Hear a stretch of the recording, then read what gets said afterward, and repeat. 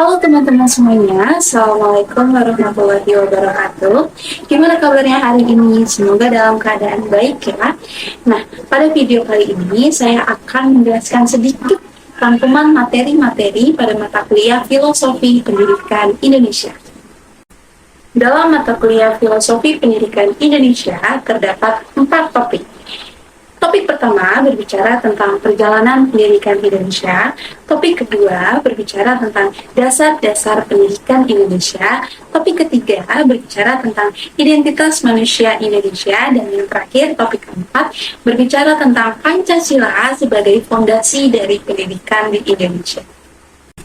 Oke, kita masuk ke topik 1. Topik 1 membahas tentang perjalanan pendidikan Indonesia yang dimulai dari sebelum kemerdekaan, pasca kemerdekaan, hingga pendidikan abad 21 saat ini.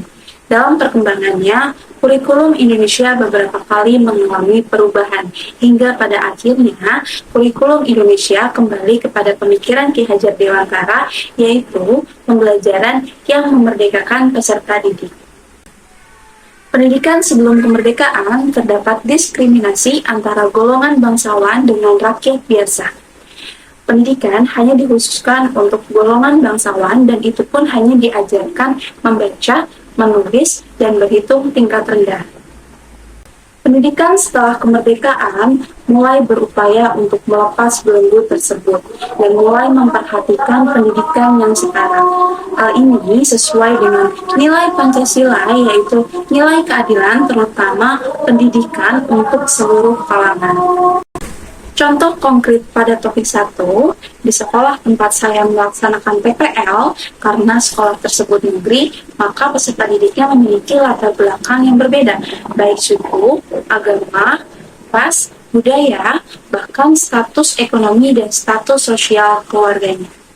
Dengan demikian, pendidikan Indonesia saat ini sudah mengimplementasikan pendidikan yang setara untuk seluruh kalangan dan tidak ada lagi diskriminasi pada suatu golongan. Selanjutnya, kita akan masuk ke topik 2. Pada topik ini akan membahas tentang dasar-dasar pendidikan di Indonesia.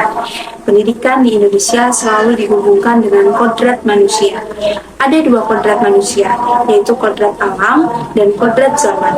Kodrat alam adalah sifat seseorang yang melekat sejak lahir. Sifat ini tumbuh dan berkembang berdasarkan karakteristik lingkungannya. Sedangkan kodrat zaman adalah perubahan dari waktu ke waktu mengikuti perkembangan zamannya. Artinya, ketika peserta didik pergi ke sekolah, mereka membawa sifat dan karakter bawaan dari lingkungannya. Nah, di sekolah, apabila karakter ini baik, akan dikembangkan, dan apabila karakter ini kurang baik, akan dibenahi atau diperbaiki melalui kegiatan-kegiatan pembiasaan.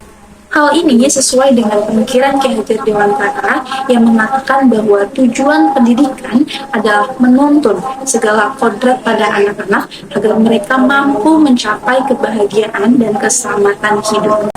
Contoh konkret yang terdapat di tempat sekolah saya PPL dalam mengembangkan karakter baik peserta didik maupun memperbaiki karakter yang kurang baik itu dengan melakukan pembiasaan-pembiasaan seperti melaksanakan sholat zuhur berjamaah, kemudian melalui kegiatan ekstrakurikuler untuk pendidikan karakter. Salah satunya adalah Paskibra.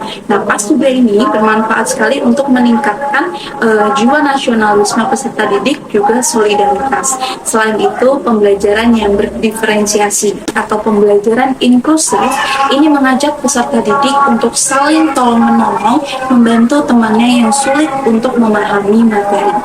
Selanjutnya, kita akan masuk ke topik 3. Topik 3 membahas tentang identitas manusia Indonesia. Pada topik ini menjelaskan bahwa masyarakat Indonesia adalah masyarakat yang beragam atau majemuk, baik dari budaya, suku, bangsa, bahasa, kearifan lokal, dan lain sebagainya. Keberagaman yang ada di Indonesia menjadi ciri khas atau karakteristik yang memaknai nilai-nilai kebudayaan atau nilai-nilai luhur. Akar-akar kebudayaan memperkuat nilai kemanusiaan pada manusia Indonesia. Kita harus bersyukur sebagai warga negara Indonesia karena dari keberagaman yang ada kita tumbuh sebagai manusia yang memiliki sifat gotong royong dan bertoleransi. Bahkan masyarakat Indonesia dikenal dunia sebagai masyarakat yang ramah tamah.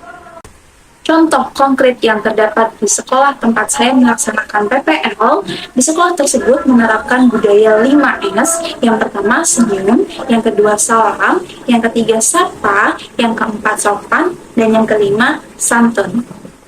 Senyum artinya menciptakan rasa senang atau kebahagiaan serta menyebarkan energi positif ke orang lain. Sapa adalah bentuk sikap kita menghargai keberadaan orang lain. Salam adalah perilaku positif yang menjadi ciri khas masyarakat Indonesia. Serta sopan dan santun menunjukkan bahwa kita adalah pribadi yang beretika dan bermoral. Selanjutnya adalah topik terakhir, yaitu topik 4 yang membahas tentang Pancasila sebagai fondasi dari pendidikan Indonesia. Pancasila adalah dasar negara yang menggambarkan jati diri bangsa. Pancasila menjadi entitas dan identitas yang membedakan bangsa Indonesia dengan bangsa lainnya. Profil pelajar Pancasila menjadi muara dari pendidikan nasional Indonesia.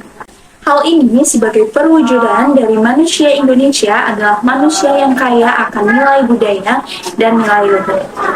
Contoh konkret yang terdapat di sekolah tempat saya melaksanakan PPL itu adalah peserta didik berteman tidak berkubu. Artinya, dalam bermain dan berteman, peserta didik tidak melihat latar belakang masing-masing dari mereka. Mereka bermain dan berteman dengan siapa saja tanpa membeda-bedakan dan memilih-milih. Oke teman-teman, itulah materi pada mata kuliah Filosofi Pendidikan dari topik 1 hingga topik 4 yang saya rangkum dan saya kaitkan dengan pengalaman-pengalaman saya ketika melaksanakan PPL di sekolah. Saya meminta maaf apabila dalam video ini terdapat kesalahan, kekurangan, dan ketidaknyamanan.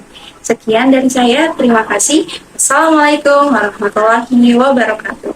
Dadah!